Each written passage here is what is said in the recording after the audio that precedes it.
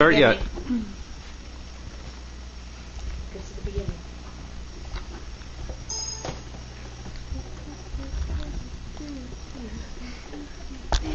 First of all, I want to thank you all for coming here tonight and listening to my speech. You're welcome. Today we're going to be talking about should Hawaii increase the excise tax to increase education resources.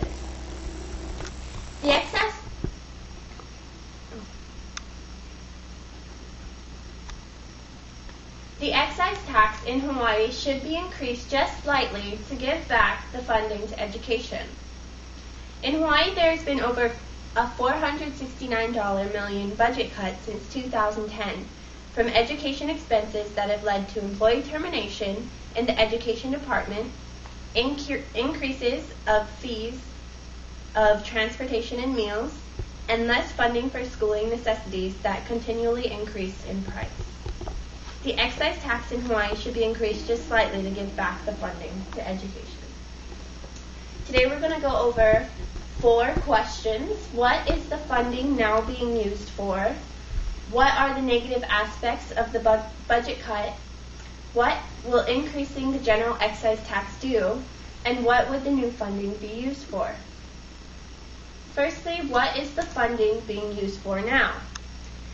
It's split into 2 different categories. The first 68%, $1.2 billion, goes to the salary expenses, while the other 32%, $559 million, goes to non-salary expenses.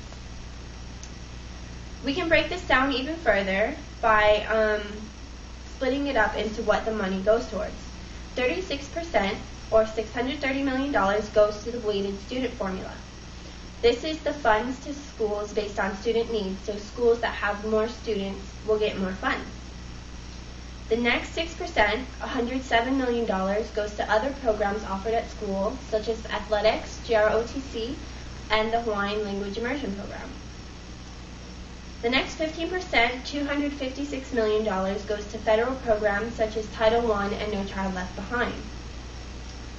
23%, $395 million, goes to special education programs. 14%, $238 million, goes to food services, facilities, transportation, and utilities. And the last 6%, $96 million, goes to all other centralized expenses, such as complex area administration, instruction and student support, informative technology, and fiscal services. Now, what are the negative aspects of the education budget cut? According to Will Okabe, president of the Hawaii State Teachers Association, if we lose teachers, that will increase class sizes for about 172,000 students, and I don't think that's the answer for education. Increased class sizes give students less opportunity for one-on-one time with the teacher, which would result in a lack of education. Since 2010, there have been 230 full-time employee layoffs, which have resulted in the increased class sizes. Secondly, according to Corey Rosenlee, Campbell High School teacher, because we are the worst paid in the nation, teachers are constantly leaving, and we can't retain any good teachers. 50% of teachers leave Hawaii every 5 years. The lack in good teachers leads to less quality education for students. Lastly, according to Superintendent Catherine Matayoshi, cuts will reduce the amounts of funds that are distributed to schools as they will have less to operate with, including funding for positions. Between 2011 and 2012, costs from kindergarten through 12th grade have gone up from $2.46 billion to $2.5 billion a year, which is a 3% increase because of the increase in cost of benefits, growth in number of charter students, and higher debt service costs. As of 2009, the per pupil cost to put a student through schooling was $13,731, but in 2012, it increased to $14,247. And as these costs continue to go up, the budgets keep continuing to be cut. The state's education expenses went up $74 million due to rising employee benefit costs and debt service. In 2012, $20 million were cut from transportation budget, causing the school bus price to double within the past 6 years.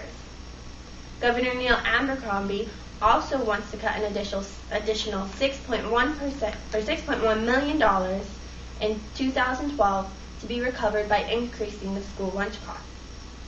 According to Sonia Caldwell, teacher at Konawaina High School, she says, "I don't believe the government gives us enough funding because if you take into account the overall cost, even the cost of gas to get certain items, it exceeds our resources.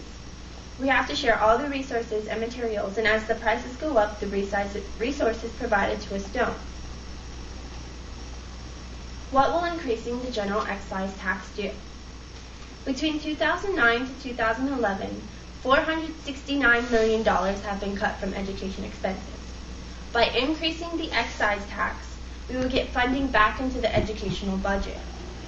By raising the excise tax by only 1 percentage point, it would generate $800 to $900 million for education. If teachers do receive this funding, they'll spend it not just on teacher salaries, but also on other necessities such as buildings and classroom supplies. According to Okabe, teachers surely must be worth more than 2%. This contract is about fulfilling a promise to restore pay cuts, but also valuing and investing in teachers as being essential to the future of our students. New funding could be used to restore administration and teaching positions that were eliminated due to the budget cuts, plug the existing hole in the education budget, supplement the ending of the furlough Fridays, supplement the cut in the education budget, and according to Caldwell, the students would benefit with more resources because it will enable more hands-on learning, which will help the students to learn better. In conclusion, the general excise tax should be increased by merely 1 percentage point to get funding back into our educational system, to make up for budget cuts, job losses, and increases in bus and meal costs, and decrease for school supplies to supplement students' learning.